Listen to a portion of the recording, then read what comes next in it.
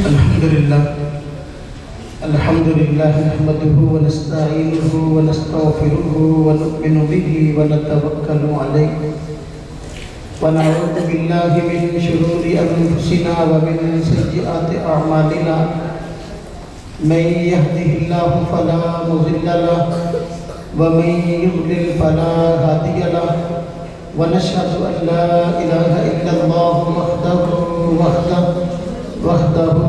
لا شريك له ونشهد أن سيدنا وسندنا ونبينا ومولانا محمدا عبده ورسوله أما بعد فأعوذ بالله من الشيطان الرجيم بسم الله الرحمن الرحيم وقضى ربك ألا تعبدوا إلا إياه وبالوالدين إحسانا قال النبي صلى الله عليه وسلم إذا الرب إذا الوالدين آمنت بالله صدق الله العظيم وصدق رسوله النبي الكريم ونحن على ذلك من الشاهدين والشاكرين والحمد لله رب العالمين.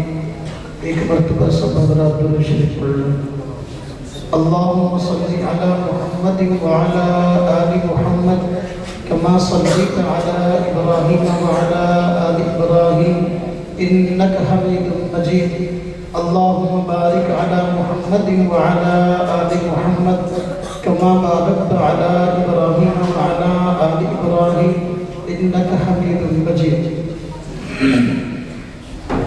واجب الاحترام بزرگوں اور بھائیوں، مسلک اہل سنت والجماعت سے تعلق رکھنے والے میرے بھائیوں، نوجوان عزیزوں، پردے میں سماعت فرمانے والی میری نہایت مقدس اسلامی ماؤں اور بہنوں،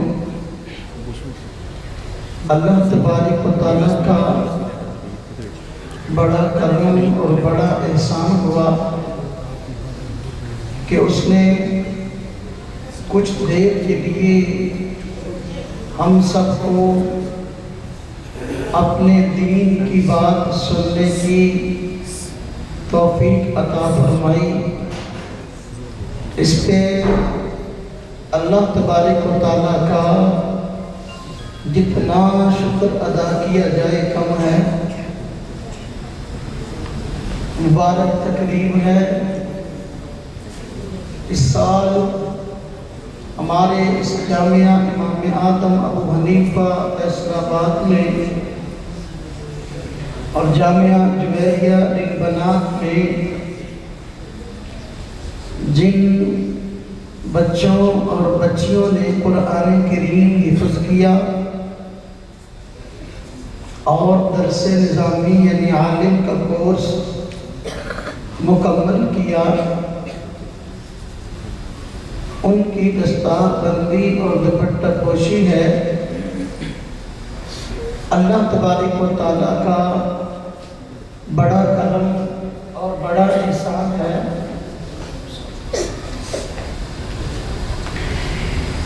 کہ اس نے ہمیں اس بابرکت تقریب میں جمع فرمایا ہے. علماء کرام،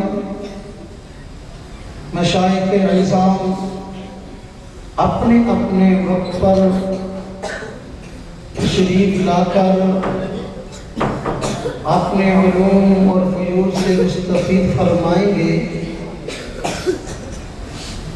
اس مبارک موقع کو غنیمت جانتے ہوئے چند منٹ آپ حضرات سے ایک خاص موضوع پر گفتگو کروں گا، اور وہ موضوع ایسا ہے ہمارے معاشرے میں، ہمارے خاندانوں میں، ہمارے معاملات میں اس کا خیال رکھنے اور اہتمام کرنے کی بہت زیادہ ضرورت ہے. وہ ہے اپنے والدین کی قدر اور اپنے والدین کی عزت کرنا۔ اللہ تبارک و تعالیٰ نے انسان کو بے شمار نعمتوں سے نوازا ہے۔ اگر ہم اس کی عطا کردہ نعمتوں کا شکر ادا کرنا چاہیں تو ادا نہیں کر سکتے۔ اللہ تبارک و تعالیٰ کی بے شمار نعمتوں میں سے عظیم نعمت اس دنیا میں والدین کا مل جانا ہے۔ اس کائنات میں والدین کا انسان کو سہارا مل جانا یہ انسان کی شخصیت کے لیے اور اس کے نکھارنے کے لیے بہت بڑا ذریعہ ہے۔ اللہ تبارک و تعالیٰ نے قرآن کریم میں والدین کی اطاعت کا جس قدر زوردار الفاظ سے تذکرہ فرمایا ہے، بہت کم شریعت کے احکام ایسے ہیں کہ جن کے متعلق رب تعالیٰ کی ذات اقدس نے ایسے الفاظ ارشاد فرمائے ہیں۔ قرآن کریم میں آپ دیکھیں اللہ تبارک و تعالیٰ نے اپنی توحید کے بعد والدین کی اطاعت کی بات کی ہے۔ اللہ پاک فرماتے ہیں وَقَضَىٰ رَبُّكَ أَلَّا تَعْبُدُوا إِلَّا إِيَّاهُ۔ اللہ تبارک و تعالیٰ کی ذات اقدس نے اس بات کا فیصلہ فرما لیا ہے کہ اس کے علاوہ کسی اور کی عبادت نہ کی جائے۔ اللہ تبارک و تعالیٰ کی ذات اقدس کے علاوہ کسی اور کے آگے نہ جھکا جائے۔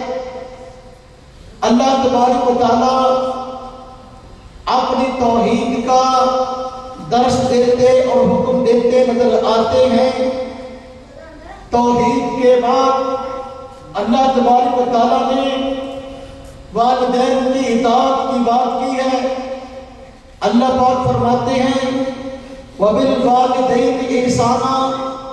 اللہ تبارک و تعالیٰ نے انسان کے حق میں یہ بات بھی طے کر دی ہے کہ والدین کے ساتھ حسن سلوک کرے۔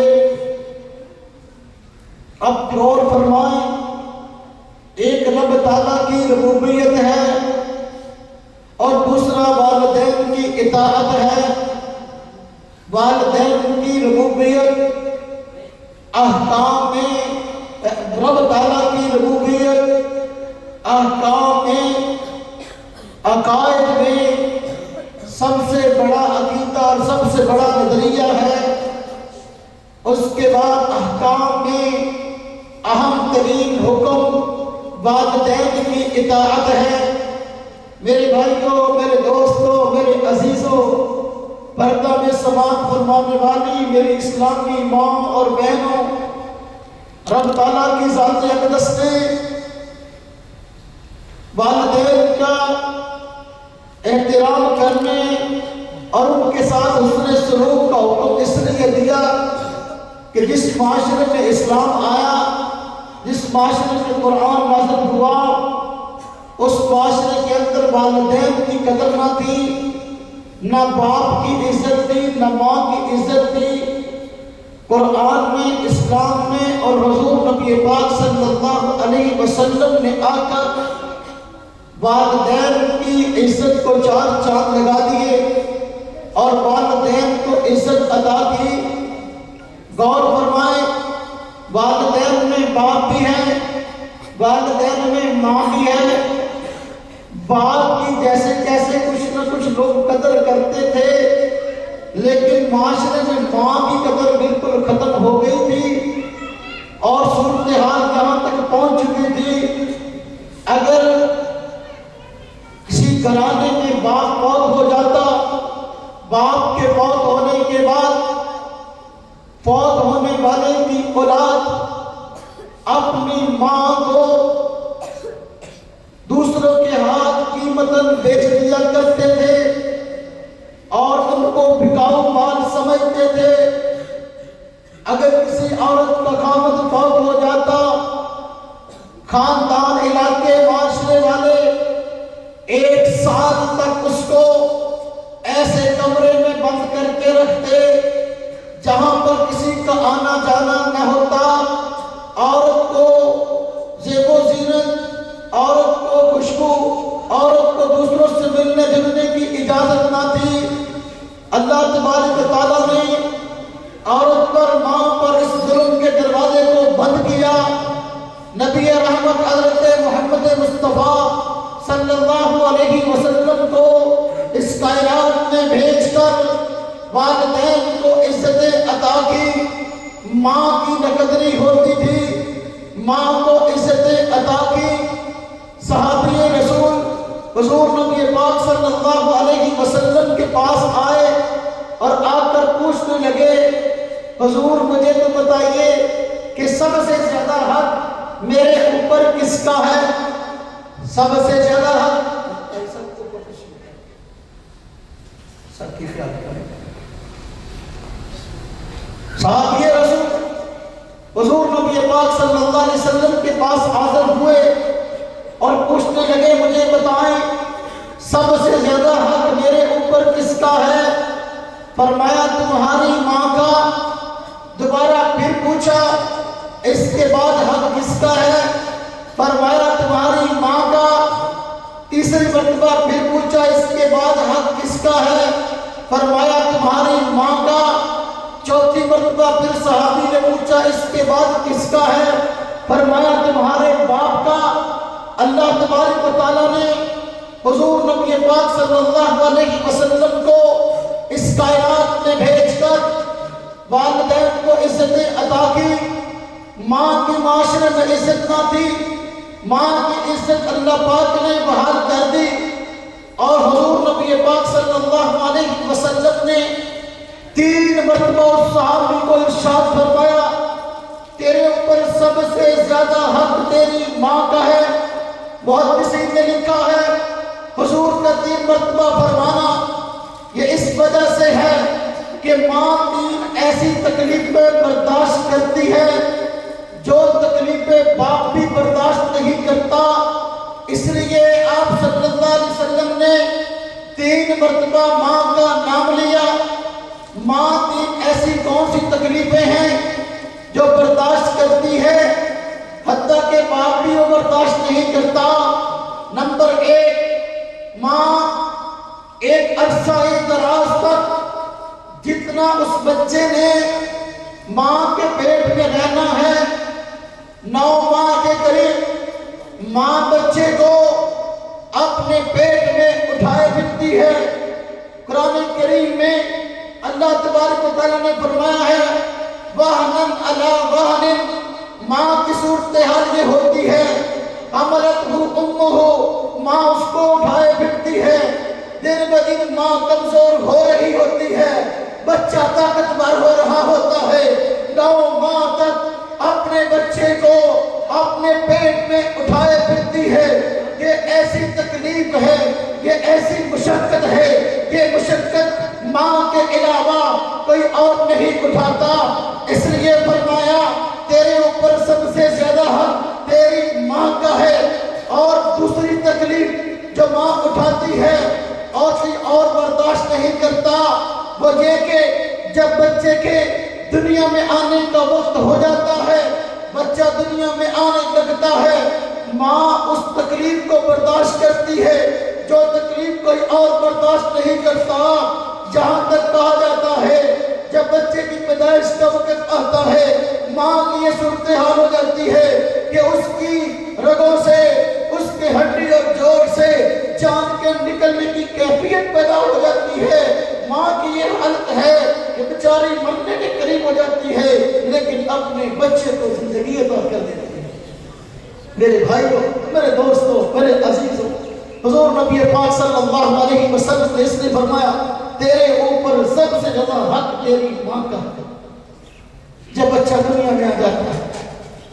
تو تیسری ایسی تکلیف ہے جو ماں برداشت کرتی ہے ماں کے علاوہ اور کوئی نہیں، وہ یہ کہ جب بچہ دنیا میں آ گیا، ننگا آیا ہے، گند سے نچلا ہوا آیا ہے، بچہ نہ خود کھا سکتا ہے، نہ خود پی سکتا ہے، نہ خود چل پھر سکتا ہے، نہ اپنے نفع نقصان کو سمجھتا ہے، ایسی پریشانی کے عالم میں ماں اپنے بچے کو پہلے دن سے سہارا دیتی ہے، خود راتوں کو جاگ کر بیٹے کے لیے راحت کا سامان فراہم کرتی ہے۔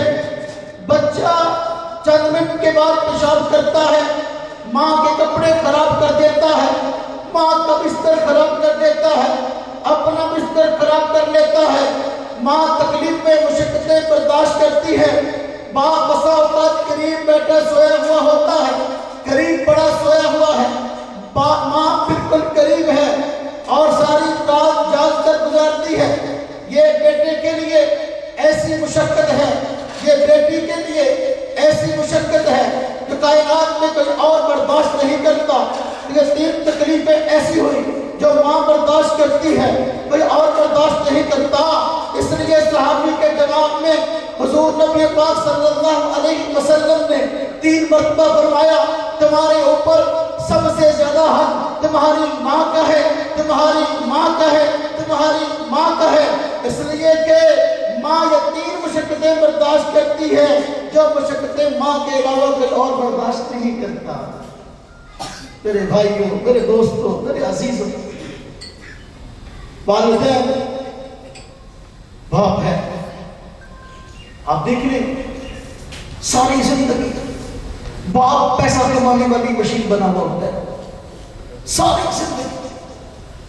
بچہ ابھی دنیا میں آیا نہیں، اس کے آنے کی امید ہو گئی ہے، والدین اس کے کپڑوں کا انتظام کر رہے ہیں، ابا جی کپڑے لا رہے ہیں، ابا جی گرم بستر لا رہے ہیں، ابا جی اور طرح طرح کی آسائشیں جو اس کے ضرورت میں لا رہے ہیں۔ وہ دنیا میں آیا تو سارے اس کے ضرورت کی چیزیں جو ہے باپ کی مشقت ہے۔ میرے بھائی اور میرے دوستو، باپ پیسہ کمانے والی مشین بن جاتا ہے کہ صبح سے لے کر رات تک، رات سے لے کر صبح تک اپنے اولاد کی خوشیوں پر قربان ہو جاتا ہے۔ آخری لقمہ اس کے منہ میں ہوتا ہے، کام پہ چلا جاتا ہے، واپس آتا ہے، آخری لقمہ منہ میں ہوتا ہے، بیچارہ سو جاتا ہے۔ پوچھو اتنی مشقت کیا ہے، اتنی مشقت کیوں ہے؟ کہتے ہیں میری اولاد کا کچھ بن جائے، میری اولاد کا کچھ بن جائے۔ کڑتی گرمی کے اندر پسینے سے شرابور ہو کر سارا دن اپنے اولاد کے لیے پیسہ اکٹھا کرتا ہے کہ ان کا کچھ بن جائے، کپڑے اچھے پہن لیں، تعلیم حاصل اچھی کر لیں، ان کے پاس رہنے کے لیے آسائشیں اچھی آ جائیں۔ یہ باپ کی کوشش ہے۔ ٹھٹھرتی ہوئی سردی کے اندر کتنی بھی دھند کیوں نہ ہو، کتنی بھی سردی کیوں نہ ہو، باپ اپنا بہانہ نہیں بناتا کہ میں نے کام پہ نہیں جانا۔ اس کو پتہ ہے اگر کام پہ نہیں جاؤں گا تو اپنے بچوں کے پیٹ سے کیا کروں، اپنی اولاد کے لیے دن رات ایک کر کے۔ یہ باپ ہے۔ یہی اولاد جب تھوڑا سا جوان ہوتی ہے، اب وہ کہتی ہے ابو جی کو، ابو جی تمہیں کیا پتا اتنی عقل میرے پر ہے، تمہارے پاس کہاں سے آ؟ یہی بچہ جب خود اپنا پیشاب تک صاف نہیں کر سکتا تھا، یہی بچی جو اپنی ناپاکی خود صاف نہ کر سکتی تھی، وہ بچپن کی حالت تھی، ماں اور باپ سنبھالتے ہیں۔ جب تھوڑے سے جوان ہو جاتے ہیں، اب بچہ اور بچی، بیٹا باپ بن جاتا ہے اور بیٹی ماں بن جاتی ہے، اور باپ میں ماں کو جھڑکتے ہیں، باپ کو جھڑکتے ہیں، تمہیں کیا پتا، تمہیں کیا پتا، ہمیں پتا۔ اگر 4 کلاسیں پڑھ جائے پھر تو اور جگہ جو ہے وہ دماغ جو ہے وہ آسمان پہ لگ جاتا ہے کہ امی میری تو پڑھی ہوئی نہیں ہے، ابو تو میرا پڑھا ہوا نہیں ہے، ہاں جی میں نے تو BA کر لیا، میں نے تو MA کر لیا، میں نے تو MPhil کر لیا، میں تو گریجویٹ ہوں، میری امی کو کیا پتا، میرے ابو کو کیا پتا دنیا میں کیسے جیتے ہیں، کیسے بات کرتے ہیں۔ اب بات کرتے ہیں، تمہیں کیا پتا، تمہیں کیا پتا، تمہیں نہیں پتا جو تم نے BEd کیا، تم نے جو MPhil کیا، اس کے پیچھے ماں کی اور باپ کی کتنی محنت۔ انہوں نے اپنی ذات کی ضروریات کو ختم کر کے اپنے پیٹ کو کاٹ کے تمہیں پڑھایا لکھایا کہ معاشرے میں تمہارا کوئی مقام بن گیا، تمہیں مکانات دے کے دیے، تمہیں پلاٹ دے کے دیے، تمہیں تمہاری شادیاں کی اور تمہارے گھر بسائے، لیکن جب تھوڑا سا تم اپنے کہہ لیں کہ ہوش میں آئے اب تم سمجھتے ہو کہ ہم سے بڑا کرنا سمجھتے کوئی نہیں ہے۔ اللہ تبارک و تعالیٰ نے ہمارے لیے ایک بہت بڑی نعمت والدین عطا کی۔ اللہ تبارک و تعالیٰ ہم سب کو والدین کی قدر کرنے کی توفیق عطا فرمائے۔ وآخر دعوانا الحمدللہ رب العالمین۔